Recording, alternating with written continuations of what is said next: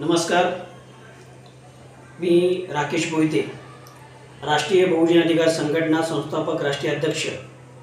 गेल्या काही दिवसापासून एक फेसबुकवरती आणि न्यूज बातम्यांवरती ज्या काही घडामोडी दिसत आहेत, आज बीडची सुकन्या जिचा आज या 2 दिवसापूर्वी शासकीय रुग्णालयात डॉक्टर संपदा मुंडे यांनी स्वतः आत्महत्या करून घेतली।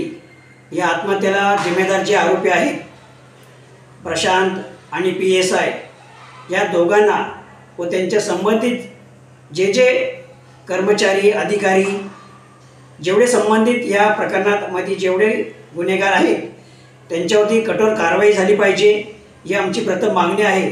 व दुसरी मागणी अशी आहे की जे मुख्य 2 आरोपी आहेत ह्या दोन्ही आरोपींना फाशीची शिक्षा झाली पाहिजे, ही आमची राष्ट्रीय बहुजन अधिकार संघटनेची पहिली मागणी आहे। आणि जोपर्यंत ही फाशी शिक्षा होत नाही तोपर्यंत आम्ही ही या मायमाऊलीला न्याय भेटल्याशिवाय आम्ही गप्प बसणार नाही। तरी सरकारने ताबडतोब याची गांभीर्याचं लक्षात घेऊन लवकरात लवकर या आरोपींना फाशीची शिक्षा देण्यात यावी व इतर महाराष्ट्रामध्ये ज्या बलात्काराच्या गोष्टी घडलेल्या आहेत त्या आरोपींना जे आता जेलमध्ये आहेत त्यांना सुद्धा फाशीची शिक्षा देण्यात यावी।